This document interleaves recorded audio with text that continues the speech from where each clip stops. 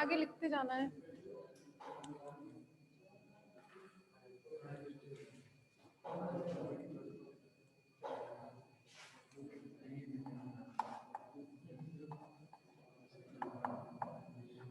Spherical waves, ठीक है। तो जो स्फेरिकल वेव होती है वो एक स्फेरिकल वेव फ्रंट की फॉर्म में प्रोपेगेट करती हैं, ठीक है। तो ये मैंने आपको बता दिया था। और जो इसकी इंटेंसिटी होती है किसी एक सरफेस पर, जैसे यहाँ पर कोई आपका सोर्स रखा हुआ है, इससे r डिस्टेंस पर किसी एक स्फेरिकल सरफेस पर यदि आपको इंटेंसिटी फाइंड आउट करनी है तो वो इंटेंसिटी होती है जो जितनी एनर्जी ये जो रिलीज करता है per second, energy release per unit area, ठीक है। तो यहाँ से जो इंटेंसिटी है वो inversely proportional to R square, this is called inverse square law, ठीक है। तो अब आपको एक मैंने बात बताई थी, ये तो हो गई किसकी बात, स्फेरिकल वेव की, ठीक है। अब यदि कोई प्लेन वेव होती है, प्लेन वेव को आप कैसे रिप्रेजेंट करते हैं, जैसे कोई भी प्लेन वेव है उसका डिस्प्लेसमेंट है y is equal to a sine omega T minus K R, यदि मान लीजिए आप किसी 3 डायमेंशन की बात कर रहे हैं, ठीक है, तो के आर लिख सकते हैं इसका डिस्प्लेसमेंट। तो प्लेन वेव डिस्प्लेसमेंट ये होता है y is equal to a sine omega T minus K R. अब इसकी जो इंटेंसिटी होती है प्लेन वेव्स की इंटेंसिटी, वो मैंने आपको ये बताया था कि वो जो एम्पलीट्यूड होता है उसके स्क्वायर के प्रोपोर्शनल होती है। तो I is proportional to a square. ये कंडीशन कब है, जब प्लेन वेव है, ठीक है। और स्फेरिकल वेव के कंडीशन में इंटेंसिटी जो है वो आर स्क्वायर के इनवर्सली प्रोपोर्शनल होती है। तो इन दोनों इक्वेशन से, फर्स्ट एंड सेकंड इक्वेशन से आप ये लिख सकते हैं कि ए स्क्वायर जो है वो प्रोपोर्शनल होता है 1/r स्क्वायर, या फिर आप लिख सकते हैं A is equal to A upon R, लिख सकते हैं ना ऐसा। तो स्फेरिकल वेव का वेव इक्वेशन कैसे लिखेंगे, ये तो आपने प्लेन वेव के लिए लिखा है, स्फेरिकल वेव के लिए कितना लिख सकते हैं, y इज इक्वल टू ए की जगह पर आप कितना लिखेंगे, capital A by R। If we replace A by capital A by R, then this equation will represent the spherical wave equation. क्या omega T minus K are लिया था, but उससे कोई फर्क नहीं पड़ता है वैसे, ठीक है, क्योंकि माइनस साइन और कॉस में तो बिल्कुल ही नहीं पड़ता। ये कॉस ओमेगा, क्योंकि जो वेव्स होती हैं वो साइन भी हो सकती है कोसाइन भी हो सकती है ना, तो कॉस में omega T minus K are लिखो या कॉस के आर माइनस ओमेगा टी लिखो, ठीक है। और माइनस में भी, माइनस का मतलब क्या हो गया, जैसे आप एक एक्सिस यहाँ पर यदि आप सेंटर लेते हैं तो साइन वेव को आप ऐसे लिखते हैं, माइनस साइन का मतलब ये हो गया, तो भी वेव तो वही रहेगी, ठीक है। तो उससे कोई फर्क नहीं पड़ता, कई बार वो के आर माइनस ओमेगा टी लिखा होता है, आई नो, फिर कई बार ये लिखा होता है। तो आपने ये लिख दिया I is inversely proportional to R square which is inverse square law, which is inverse square law लिख लिया।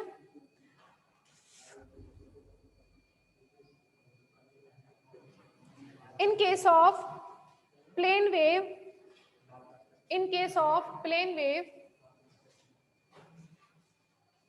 displacement, in case of plane wave, displacement is given by y equals to a sin omega t minus kr, where a is the amplitude of the wave, where a is the amplitude of the wave,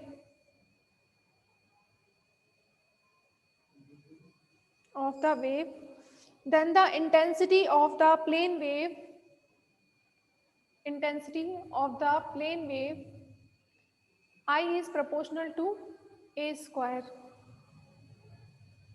I is proportional to a square. But for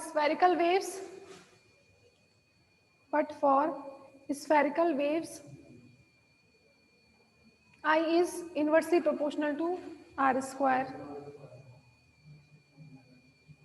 From first and second,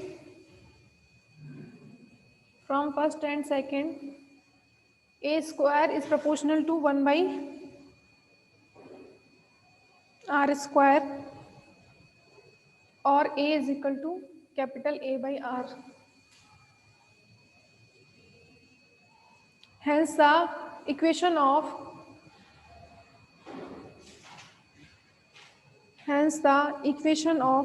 spherical wave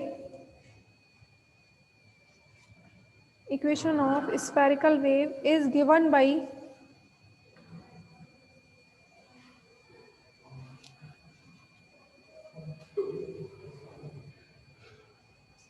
अब लिख लीजिए y equals to capital A by R sine omega t minus K are.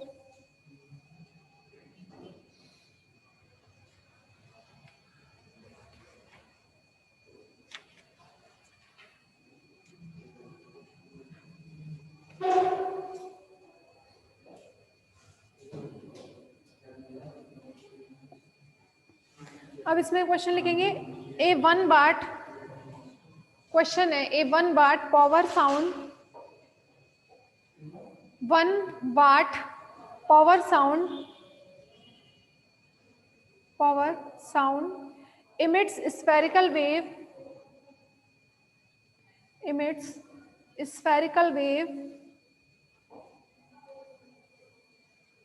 a isotropic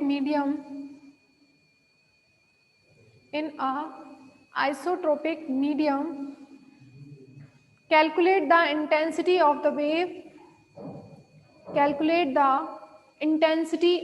wave at a distance 5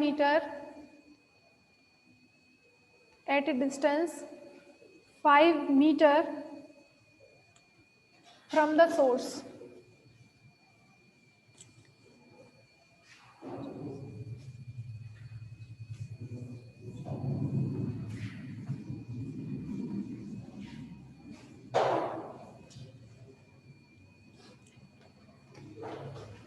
निकाल सकते हैं ना intensity of wave.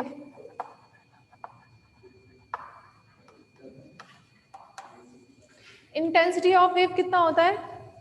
Energy, incident energy per unit time, या पर लिख सकते हैं इंसिडेंट एनर्जी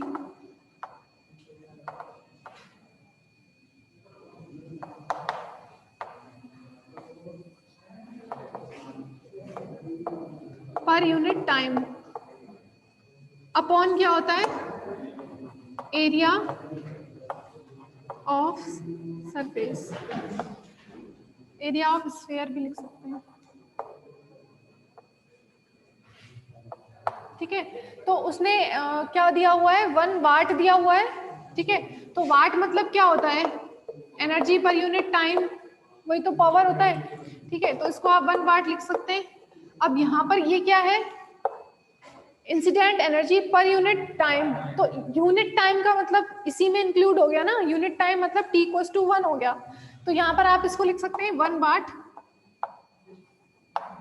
लिख सकते हैं ना, क्योंकि ये पावर को ही रिप्रेजेंट कर रहा है, incident energy per unit time, तो वो पावर ही तो हो गई. तो 1 वाट हो जाएगा. एरिया जो है 4 पाई आर स्क्वायर, तो 1/4 इंटू 3.145 मीटर दिया हुआ है, तो 5 स्क्वायर. इसको सॉल्व कर लेना.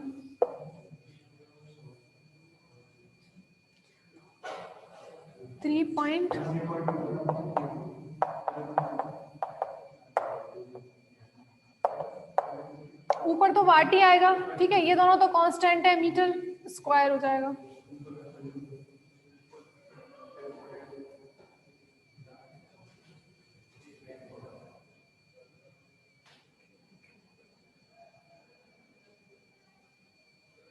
अब देखो, इसमें इस बार आपके लिए बहुत फायदा हो गया.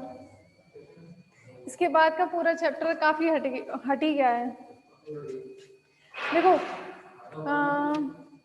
स्फेरिकल वेव्स के बाद जो फूरियर थ्योरम थी, ठीक है, application of Fourier coefficient, sorry application of Fourier theorem, जिसमें स्क्वायर वेव है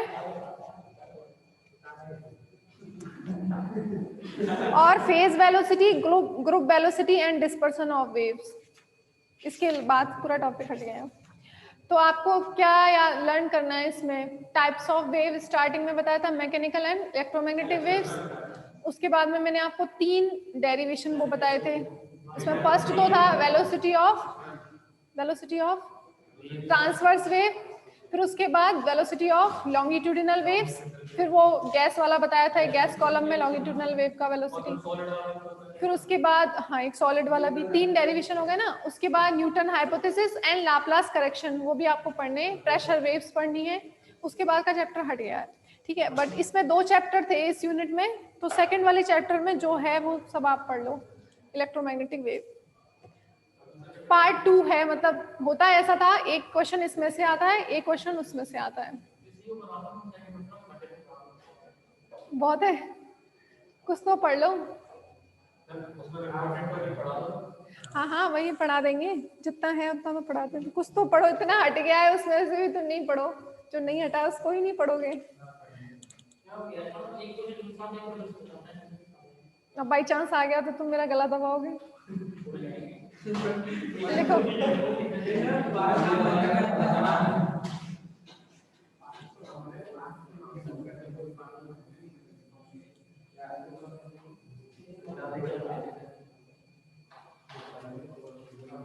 इजी है वैसे। देखो चलो, इलेक्ट्रोमैग्नेटिक वेव्स, चैप्टर का नेम भी इलेक्ट्रोमैग्नेटिक वेव है और हेडिंग भी आपका इलेक्ट्रोमैग्नेटिक वेव।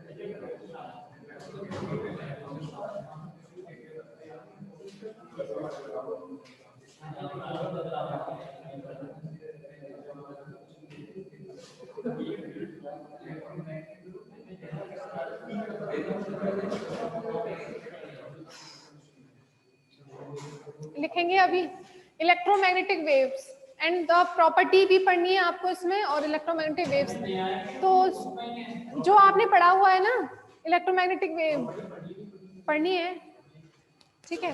तो अभी तो हेडिंग आप सिर्फ इलेक्ट्रोमैग्नेटिक वेव लिखिए। इलेक्ट्रोमैग्नेटिक वेव आपको शायद इससे पहले भी बताया था मैंने कि वेव्स जो हैं 2 टाइप्स की होती हैं। फर्स्ट मैकेनिकल वेव्स होती हैं और ये इलेक्ट्रोमैग्नेटिक वेव, जिनके प्रोपेगेशन के लिए मीडियम रिक्वायर्ड होता है। तो रिक्वायर्ड होता है वो मैकेनिकल वेव होती है, और रिक्वायर्ड नहीं होता वो, मतलब ये वाली जो वेव्स हैं वो मतलब आप वैक्यूम में भी प्रोपेगेट हो सकती हैं और मीडियम में भी हो सकती हैं, ठीक है। वैक्यूम में भी हो सकती हैं और मीडियम में भी हो सकती हैं, ठीक है। तो इन वाली वेव्स में ये बात भी आपको पता है कि यदि जो वेव है वो एक्स डायरेक्शन में प्रोपेगेट कर रही है, ठीक है, ये वाई है एंड ये जेड है, तो electric field and magnetic field, जैसे मान लीजिए इलेक्ट्रिक फील्ड के जो वेरिएशंस हैं वो वाई डायरेक्शन में है, तो मैग्नेटिक फील्ड के वो किस में होंगे, इसके परपेंडिकुलर यानी कि जेड डायरेक्शन में। तो इलेक्ट्रिक फील्ड ये हो गया, मैग्नेटिक फील्ड वो किस डायरेक्शन में है, जेड डायरेक्शन में इसके वाइब्रेशंस, और इलेक्ट्रिक फील्ड के जो वाइब्रेशंस है वो वाई डायरेक्शन में है और वेव प्रोपेगेट कर रही है एक्स डायरेक्शन में। तो तीनों ही जो है वो म्यूचुअली परपेंडिकुलर होते हैं, ठीक है। तो फर्स्ट पॉइंट तो ये हो गया। उसके बाद में ये गलत, ठीक है। तो सेकंड पॉइंट इसमें ये है कि जो इलेक्ट्रोमैग्नेटिक वेव्स होती हैं उनमें जो वैक्यूम में जो इलेक्ट्रोमैग्नेटिक वेव प्रोपेगेट करती है उसका वेलोसिटी जो है वो 3 × 10⁸ मीटर पर सेकेंड होता है, ठीक है। ये वैक्यूम में होता है इसी इलेक्ट्रोमैग्नेटिक वेव का वेलोसिटी। तो उनको आप लाइट वेव बोल सकते हैं। लाइट वेव में सारे इलेक्ट्रोमैग्नेटिक वेव्स की प्रॉपर्टीज सभी उसमें होती हैं, और यदि यही वेव किसी मीडियम में प्रोपेगेट करती है, ठीक है, जैसे ये कोई मीडियम है, उस मीडियम का जो है रिफ्रैक्टिव इंडेक्स वो n है, ठीक है। उस मीडियम में यहाँ से वैक्यूम से ये वेव जो है इसमें गई जिसका रिफ्रैक्टिव इंडेक्स n है, तो यहाँ तक इसका वेलोसिटी सी होगा, बट यहाँ पर जाने के बाद, मीडियम में जाने के बाद उसका वेलोसिटी कुछ ना कुछ कम होगा, ठीक है, क्योंकि वो इस मीडियम में अलग तरीके के एटम्स होंगे, उसका रिफ्रैक्टिव इंडेक्स n है, तो उसका जो वेलोसिटी है यहाँ तक जो c था वो इसमें जब जाएगा अंदर तो उसका वेलोसिटी डिक्रीज हो जाएगा। कितना डिक्रीज होगा? 1/n। जितना इसका रिफ्रैक्टिव इंडेक्स होगा उसके अकॉर्डिंग ही वो चेंज होगा, ठीक है। अब रिफ्रैक्टिव इंडेक्स इसका यदि ग्लास है तो 1.5 होगा, ठीक है, तो c अपॉन 1.5 तो डिक्रीज होगा। और यदि इसका रिफ्रैक्टिव इंडेक्स 1.5 से जितना ज्यादा होता जाएगा तो उस हिसाब से उसकी वेलोसिटी डिक्रीज होती जाएगी, ठीक है। तो ये वाली जो वेव होती है वो ये वैक्यूम में भी प्रोपेगेट कर सकती है और किसी मीडियम में भी हो सकती है, बट जो अपनी दूसरी वाली वेव्स होती है मैकेनिकल वेव्स, वो ट्रांसवर्स और लॉन्गिट्यूडनल तो उसी के पार्ट्स हैं, ठीक है। तो ये वाली जो वेव्स होती हैं मैकेनिकल वेव्स, वो वैक्यूम में प्रोपेगेट नहीं कर सकते हैं। लिखोगे चलो इसमें।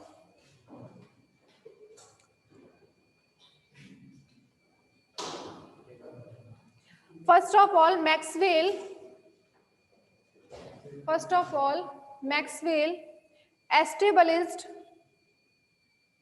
established theoretically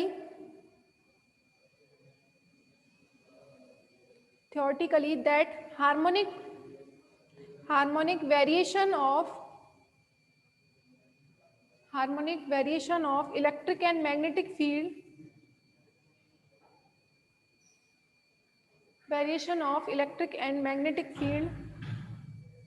jointly propagate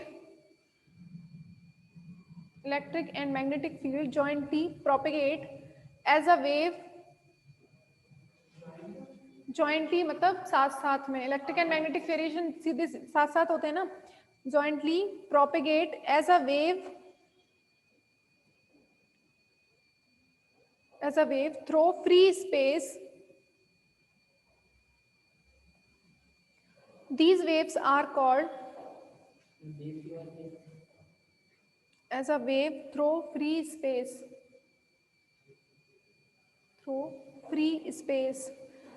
These waves are called EMW waves. Electromagnetic को शॉर्ट में लिख दिया करो EMW waves। हाँ वहाँ भी लिख सकते हो, कोई दिक्कत नहीं है। These velocity are equal to velocity of light, and these velocity are equal to velocity of light,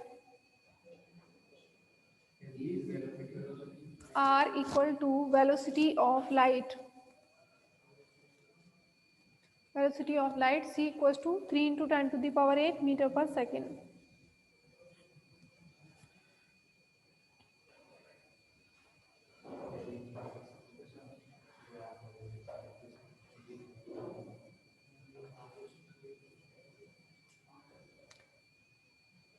hertz एक साइंटिस्ट थे।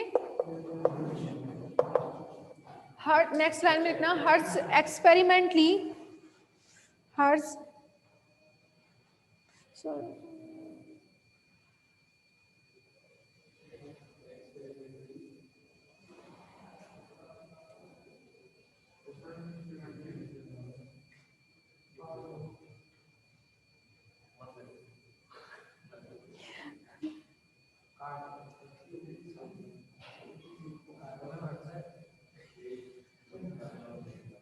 स्टार्टिंग ऐसे लिखो, electromagnetic waves are produced by Hertz. Electromagnetic waves are produced by hertz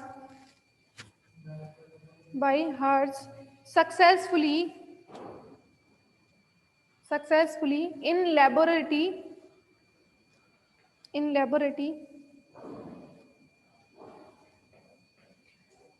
and experimentally proved that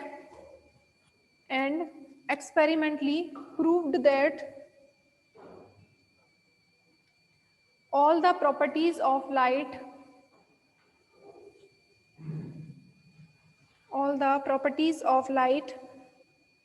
are present in the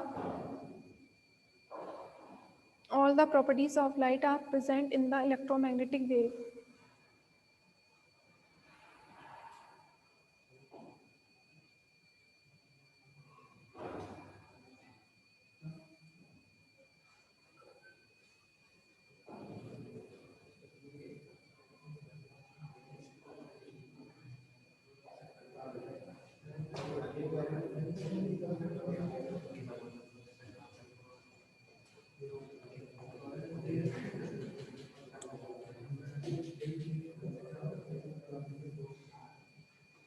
उसके बाद एक line ये लिख लो, इन EMW waves, in EMW waves direction of propagation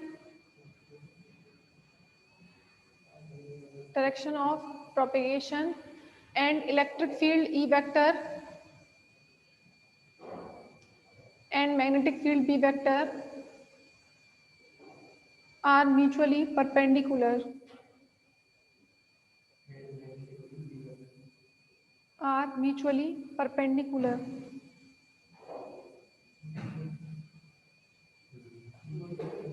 The plane in which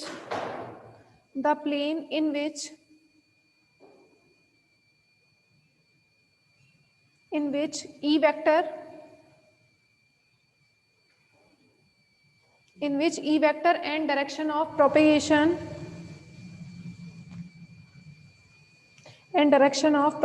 of wave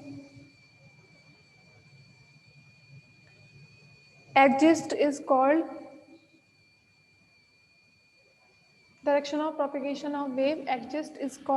plane of vibration,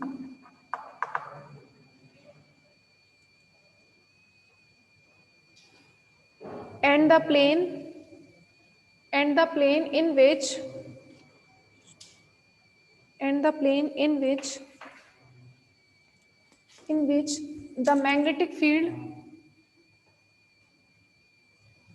the magnetic field B vector and the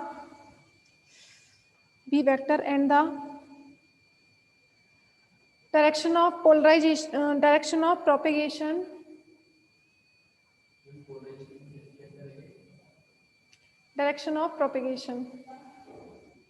R exist is called plane of polarization.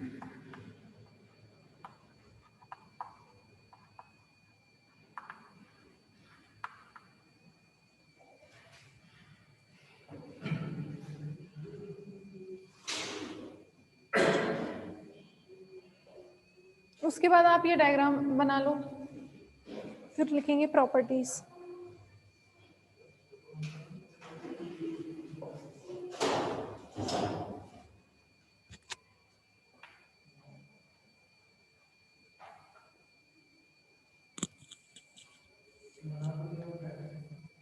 पहले बना रखा है तो मत बनाइए।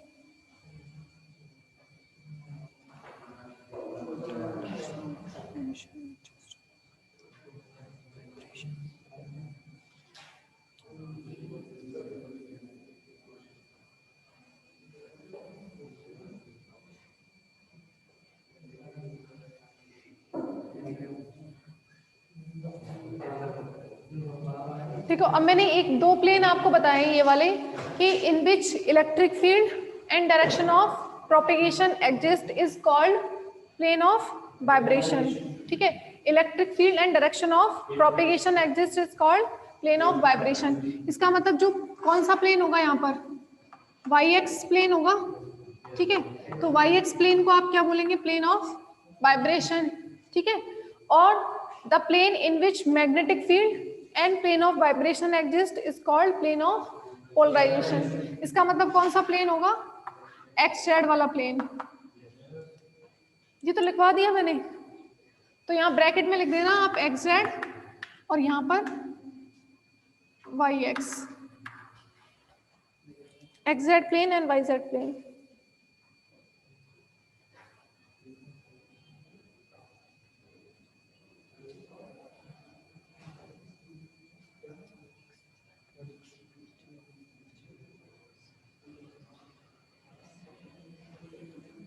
ठीक है, उसको एक नेम दे दिया पोलराइजेशन से, आप अभी कुछ ऐसा मत सोचिएगा, उसको एक नेम दे दिया है plane of vibration and plane of polarisation.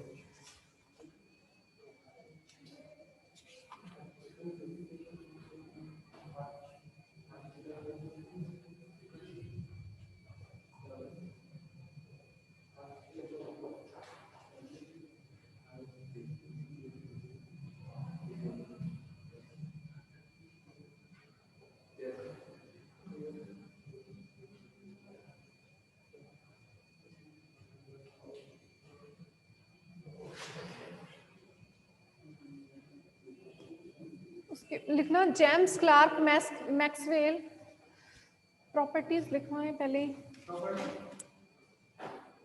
चलो पहले प्रॉपर्टीज लिख लो, properties of electromagnetic waves, properties of electromagnetic waves. Electromagnetic waves are transverse in nature,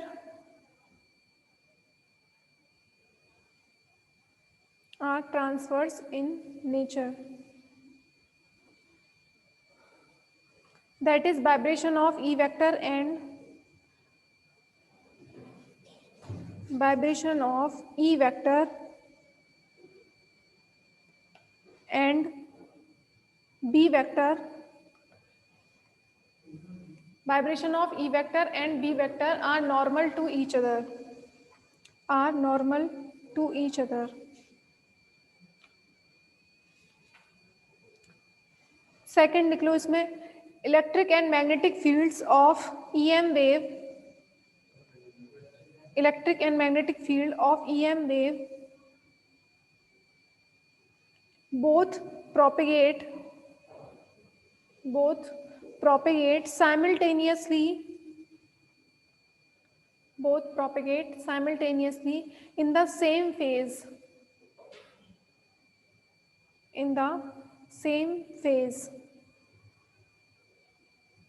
ठीक है।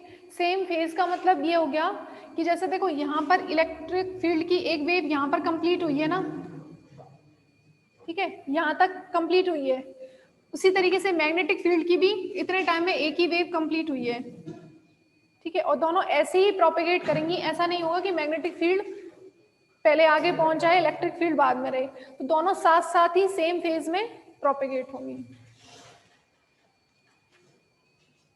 और ये तो आपने लिख लिया कि velocity of electromagnetic waves are equal to velocity of light, ठीक है, बस ये प्रॉपर्टीज। उसके बाद लिख लो मैक्सवेल इक्वेशंस,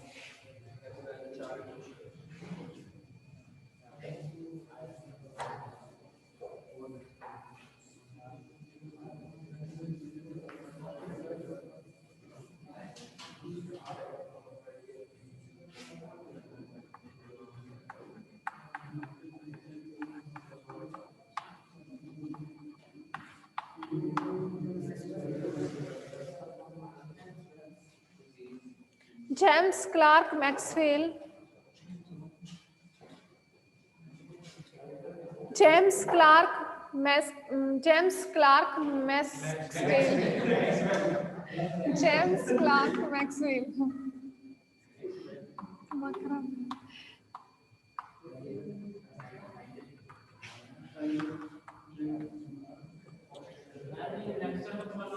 हाँ जी, James Clerk Maxwell gives the basic differential equation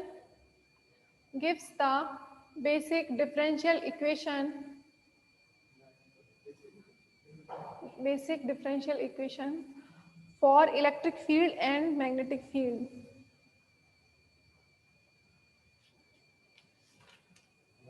For electric field and magnetic field.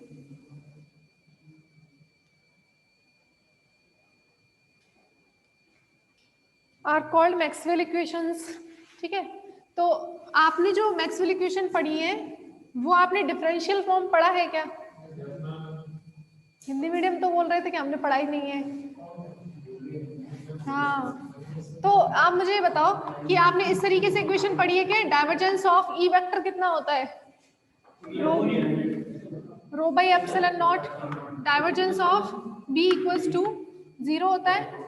Second, इसके बाद दो डाइवर्जेंस की इक्वेशन होती है, उसके बाद 2 कर्ल की होती है, ठीक है।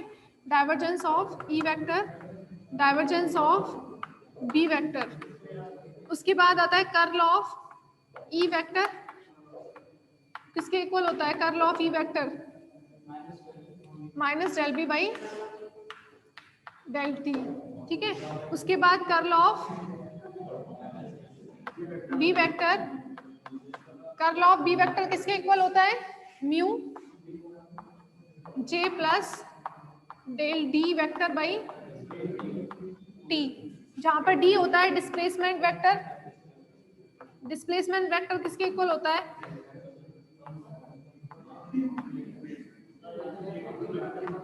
एप्सिलॉन ई के इक्वल नहीं होता, ये तो मैंने अभी अभी ईएमटी में भी पढ़ाया था 3rd यूनिट में। तो म्यू नॉट जे प्लस डी की जगह पर आप एप्सिलॉन ई लिखते हैं तो यहाँ पर कितना हो जाएगा? Epsilon del E by del T. ठीक है, इसका एक फॉर्म ये भी होता है, क्या कर रहे हो तुम लोग? इसका एक फॉर्म ये भी होता है, यदि आप म्यू को इधर लेके जाएं, ठीक है, तो बी अपॉन म्यू को क्या लिखते हैं? एच लिखते हैं ना। B equal to mu H होता है कि नहीं? पढ़ा है ना, ये पढ़ा है बस। तो बी अपॉन म्यू कितना हो जाएगा? बी अपॉन म्यू कितना हो जाएगा? एच के इक्वल। तो इस वाले म्यू को यदि आप यहाँ पर लाते हैं तो ये क्या हो जाएगा? Del cross H is equal to J plus, ठीक है, तो ये आपने पढ़ा हुआ है।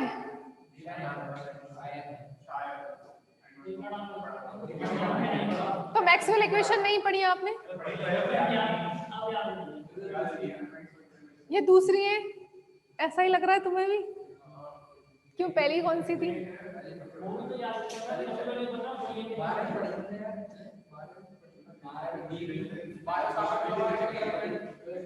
फर्स्ट वाली इक्वेशन को, अरे सुनो, इधर सुनो, आप मेरी बात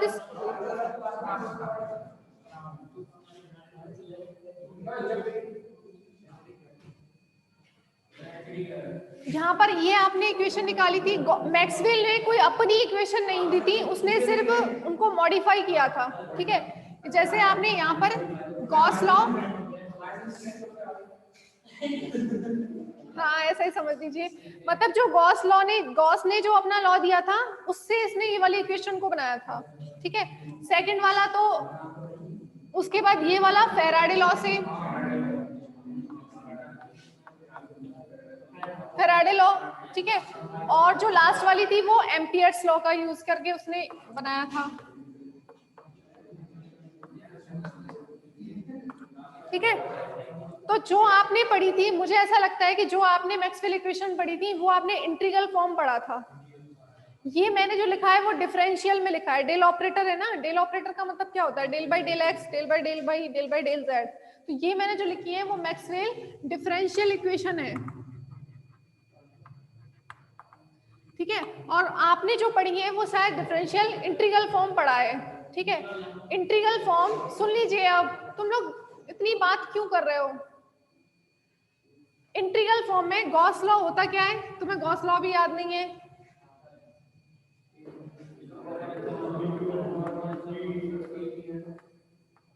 ई dot phi is equal to कितना होता है? ई डॉट डी एस होता है ना, E dot D S is equal to sigma of Q by epsilon. ये पढ़ा है ना गॉस लॉ। तो गॉस लॉ के अकॉर्डिंग क्या होता है, जैसे आपने कोई सरफेस लिया है, उस सरफेस में जितनी इलेक्ट्रिक फील्ड लाइंस वहां से पास होंगी तो उन इलेक्ट्रिक फील्ड लाइंस का जो सम होता है वही क्या होता है? फ्लक्स को रिप्रेजेंट करती है वो। तो फाई इज इक्वल टू यहाँ से क्या आएगा? यदि ये सरफेस एलिमेंट ds है, ठीक है, तो वो कितना हो जाएगा? E dot ds। मतलब इसमें आपने कोई सरफेस ले लिया ds, टोटल तो ये s है, ऐसे समझ लिए। इसमें आपने ds ले लिया तो ई डॉट ds का इंटीग्रल कर देंगे अराउंड होल सरफेस, तो उसका नेट फ्लक्स आ जाएगा। ठीक है, phi equals to E ds। वो किसके इक्वल होता है? Charge and total charge enclose by the surface upon पर एप्सिलॉन।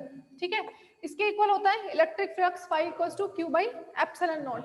तो यहाँ से यदि आप सिग्मा क्यू जो आपने लिखा है टोटल चार्ज, यदि आप इसका डेंसिटी मान लीजिए रो है, ठीक है, तो रो इज इक्वल टू कितना आएगा? Charge density, charge per unit volume होगा, dq अपॉन dv आएगा। ठीक है, आप चार्ज डेंसिटी इतना लिख सकते हैं। यदि ds एलिमेंट में टोटल चार्ज dq है और इसका वॉल्यूम जो है वो dv है, तो dq अपॉन dv लिख सकते हैं। अब यहाँ से dq इज इक्वल टू कितना आ जाएगा? रो dv।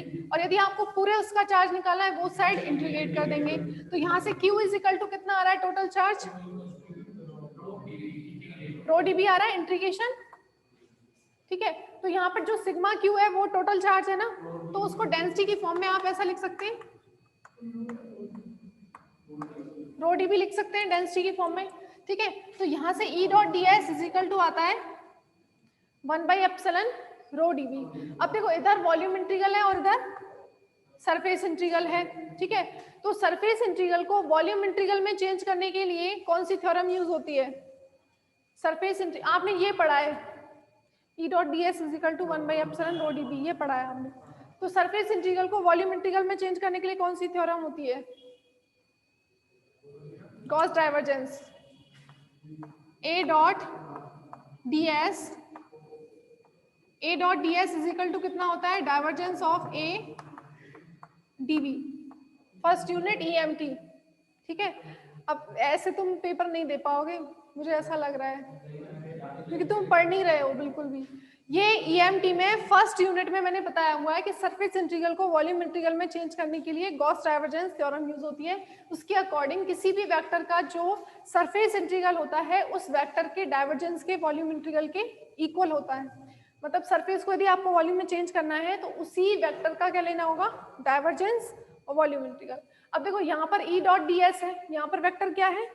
E vector. तो E डॉट डी एस को आप कैसे लिख सकते हैं यदि वॉल्यूम इंटीग्रल में चेंज करें तो?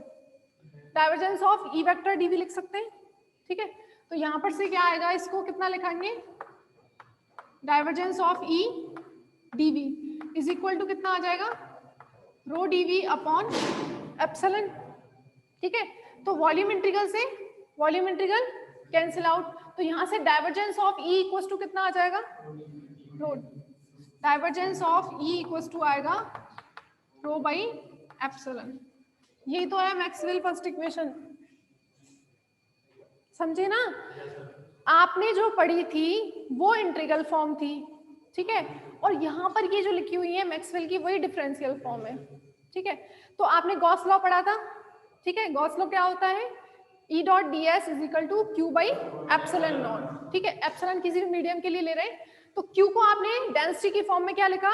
रो dv, ठीक है। यहाँ तक आपको समझ में आ गया? और ये इक्वेशन आपने पढ़ी हुई है फर्स्ट इक्वेशन मैक्सवेल की, ठीक है, ये आपने पढ़ा हुआ है।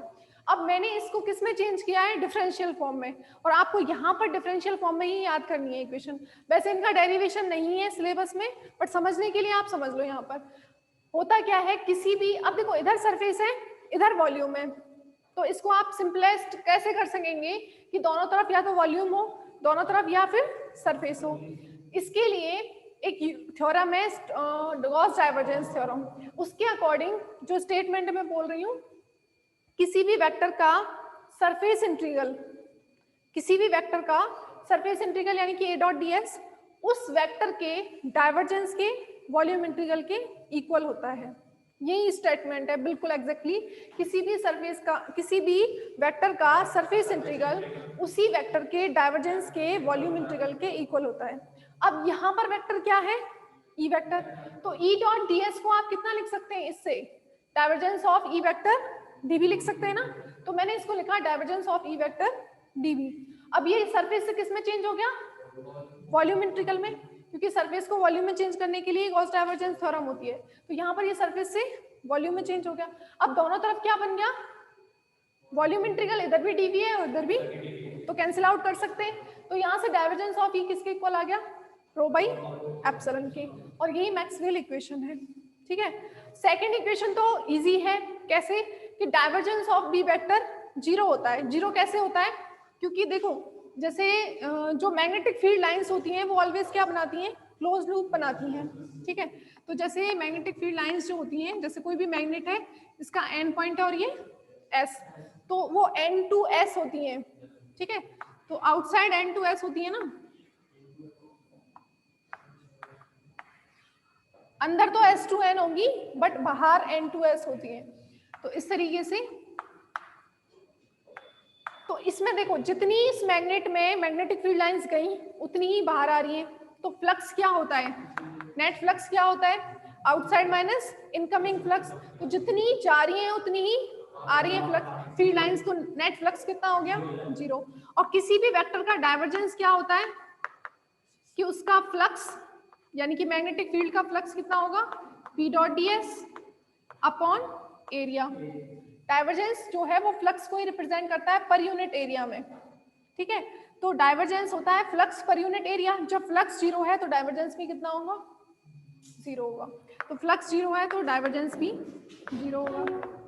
तो सेकंड इक्वेशन को आप ऐसे समझ सकते हैं, क्योंकि magnetic field lines close loop बनाती हैं तो उनका क्या होगा, फ्लक्स जीरो होगा नेट फ्लक्स, और फ्लक्स जीरो होगा तो डाइवर्जेंस भी जीरो होगा, क्योंकि डाइवर्जेंस जो है वो फ्लक्स पर डिपेंड करता है।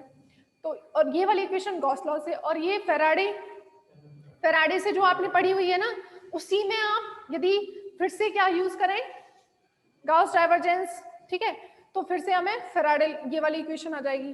अब जो लास्ट वाली है, जो आपने एम्पियर सर्किट लॉ पढ़ा है, B dot DL is equal to mu zero I, क्या होगा तुम्हारा? एम्पियर्स लॉ भी याद नहीं है ना किसी को?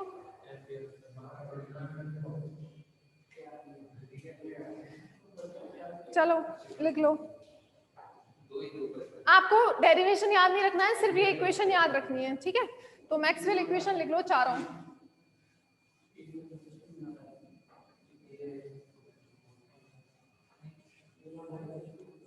इधर से मैं ये रफ कर रही हूँ।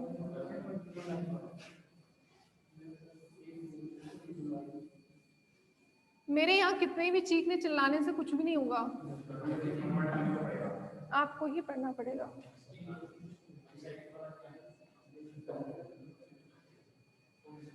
लिख लीजिए Maxwell equations.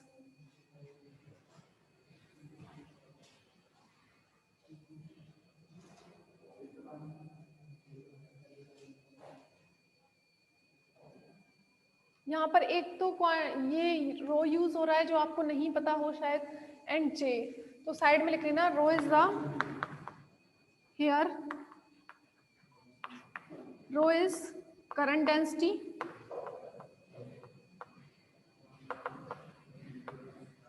J is rho is charge density,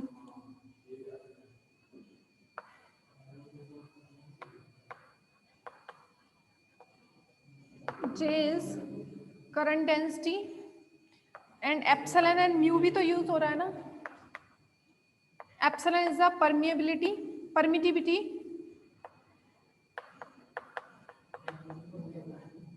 mu is the permeability।